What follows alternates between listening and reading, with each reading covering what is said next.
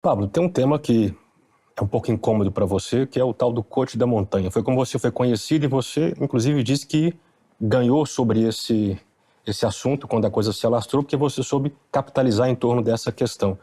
Se você me permite, eu acho que você ainda não conseguiu pôr um ponto final nesse assunto, pelas respostas que você tem dado. Para quem não te conheceu assim, não sabe de que se trata, brevemente você subiu com 60 pessoas no Pico dos Marins, deu um problema lá, algumas voltaram e vocês precisaram chamar o corpo de bombeiros para resgatar os 32 que ficaram. A questão é, por que as pessoas pagam e pagaram milhares de reais para subir com você na montanha? Qual que é a proposta? Da onde você tirou, Bruno, que pagaram alguma coisa? Eu li alguma coisa na época que tinha uma... Esse é o problema. Eu não tenho que pôr um ponto final, mas, por exemplo, você lê alguma coisa, essa coisa... Eu li alguma coisa na época, não lembro se foi nos seus próprios stories aí. Não, nos meus próprios stories não foi cobrado. Repercutindo aí alguma coisa. Não, então, esse é o problema. Qual que é a ideia de subir um monte com você? Eu já subi várias vezes, vou continuar subindo. Eu não levei crianças pequenas, mas sim, é verdade falar que eu cobrei. Sim. Nenhuma das pessoas pagaram absolutamente nada. São adultos e tal. Então, assim, não foi o bombeiro que foi lá, a gente perdeu a comunicação com dois grupos. A gente estava no cume e tinha um grupo abaixo.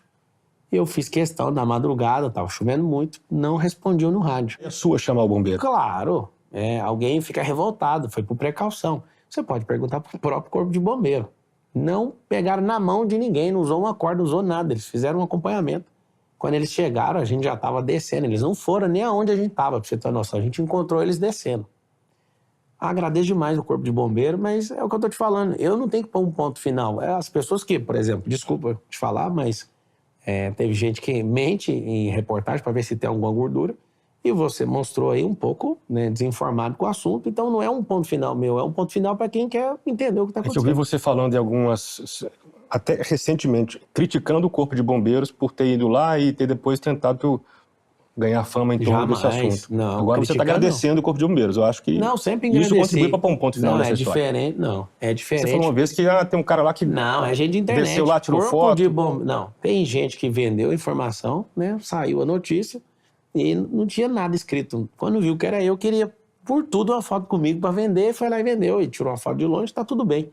Agora, a repercussão foi de gente que não estava lá. Ninguém nem arranhou, nem aconteceu absolutamente nada. Eu agradeço, sim, o Corpo de Bombeiros, a instituição mais respeitada do país. Eu nunca vou voltar atrás, eu não sou uma pessoa de desonra. Você reconhece que você errou ao calcular os riscos a subir ali?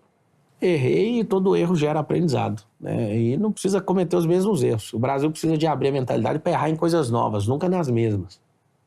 Você usa muito nas suas palestras e aulas a ideia de destravar códigos de prosperidade, por exemplo, nas pessoas. O que tem travado o brasileiro nessa questão da prosperidade? Por exemplo, entrar num assunto desse e ficar lá achando que isso é alguma coisa. Isso depois... Mas é um assunto importante. Não sei pra quê. Você quer presidir o Brasil. Ok, mas eu falo subir uma montanha, calculou errado, colocou pessoas em risco. Isso é um assunto importantíssimo. Na verdade é o seguinte, muito importante. Você tem muito mais risco você andando aqui na Paulista com o celular na mão. Tudo bem, mas você se propôs a subir calculando mal com as pessoas. É um tema importante. Você justificou, você deu a sua justificativa. Mas não é um tema irrelevante. Não é um tema irrelevante. Então, é o que Se eu tô te você falando, fosse apenas um empresário e tivesse aqui, talvez não batesse nesse assunto. Ok, então você está propondo a governar o Brasil. Olha o que você falou para mim. Você perguntou o que precisa destravar nas pessoas. Eu não falei de você tomou uma dor como se fosse você. Eu falei nas pessoas. Mas eu estou perguntando, estou levantando um assunto. Você acha que é relevante? Não falei que é relevante, não. Você perguntou o que tem que destravar nas pessoas. Imagina a relevância na vida de alguém entrar num assunto desde montanha que não mudou a vida de ninguém. Esse é o problema do brasileiro. Ele quer ficar mexericando com coisas que não faz sentido. Eu vou te falar, eu estava lá e quem não estava, esse assunto é completamente irrelevante. Não me incomoda de falar disso, mas o que me incomoda é ver o brasileiro em volta de um assunto que não chegou em lugar nenhum, nem vai chegar. Você pergunta para qualquer pessoa que foi a melhor experiência da minha vida. Só que para as pessoas, esse é o problema da nossa mentalidade. Bruno, você nunca vai ver alguém forte com um passado fácil.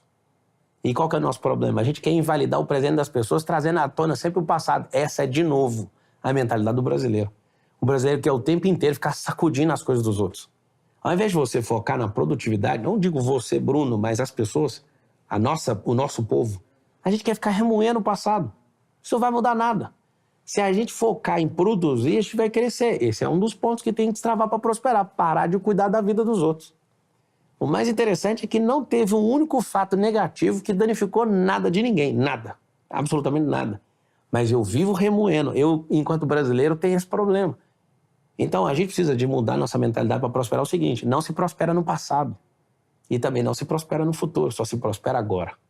O tempo que você gastou em plantar uma semente, que você deixou de plantar uma semente, você ficou mexendo na livraria do passado. Não prosperou. Não, pela primeira vez eu vejo você reconhecendo que errou nesse caso. Eu não vi você falando isso porque antes. você não Eu assisti 10 entrevistas suas. Olha que interessante. O fato de você não ter visto mostra que você não viu todas. Eu não tenho que ver todas. É isso que eu tô te falando. Então você tá falando, é a primeira vez que eu vejo, mas não é a primeira vez que eu falo. Foi uma semente que eu plantei. Eu vi, agora pessoalmente você se desculpar por isso. Você falou que assistiu quantas entrevistas? Umas 10. Eu dei mais de 90 até agora. Aí o que eu te falo, qual a relevância disso? A gente gastou 10 minutos da entrevista num canal top igual esse. Esse é o problema da mentalidade do Brasil. Olha, o passado de uma pessoa diz muito sobre ela. E o futuro dela diz muita coisa sobre ela, né? Sim, mas o futuro eu não posso perguntar sobre o seu futuro, né? Tá, e sabe o que é o problema? Você tá falando de mentalidade. A gente tem que gastar só 10% da nossa vida no passado pra gente não incorrer nos mesmos erros. A gente tem que gastar 20% com planejamento e 70% com agora. Você me perguntou como é que faz pra destravar a prosperidade. Sim. Para de cuidar da vida dos outros. Você é um candidato. Não falei pra você. Você é uma pessoa pública. Deixa eu te falar. Você tá tomando a dor pra você. Sim, porque a gente acabou de falar sobre a montanha. Se você quiser, deixa eu falar. Se você quiser ouvir o 15 graus, eu falo pra quem tá assistindo. Você perguntou o que faz pra destravar 214 milhões de pessoas, que é a mente do brasileiro. Deixar de cuidar da vida dos outros e tirar o foco do passado. Porque se você já me perguntou sobre o erro, eu já te falei, já aprendemos. Você sabe o que significa isso, Bruno? Eu já encerro essa parte. Se você quiser continuar, fica à vontade. É o seguinte, o erro é que quando a gente fica batendo demais em erro, nosso cérebro fica covarde. E a maioria das pessoas que estão nos assistindo, sabe o que acontece com elas? Elas têm medo de ser ousadas. Elas têm medo de errar. Elas nunca ousam fazer nada. Sempre tem que ter uma aprovação, porque quando erram, ficam enchendo o saco até o final da vida delas. Isso é mais um motivo da gente libertar as pessoas. Nós precisamos ser pessoas que andam por princípios e que são 100% sem vergonhas, que não tenham vergonha de ter errado. Quando uma pessoa tem vergonha dos seus erros, ela se esconde porque ela vive dependendo da aprovação dos outros. Entendeu? Sim, você está submetendo seu nome à aprovação do Brasil inteiro, correto? Não, eu não estou. Não está submetendo seu nome? Não. Você é candidato. Você é candidato. As pessoas têm que me conhecer. Eu não posso ser o garoto que agrada a todo mundo. O governante não tem que agradar. Mas entenda que você está submetendo o seu nome à aprovação das pessoas. Não estou, é o que eu estou te falando. Você acha que eu estou fazendo. Eu estou mostrando quem eu sou. Eu já governo na minha casa. E se o Brasil falar, nós não queremos, tudo bem, isso não vai mudar a minha vida. Agora, a diferença é que pessoas que estão hoje precisando de ajuda para assumir o governo da vida delas, não tem outro candidato para falar isso para elas. Nós fomos, como seres humanos, principalmente brasileiros, programados para agradar todo mundo.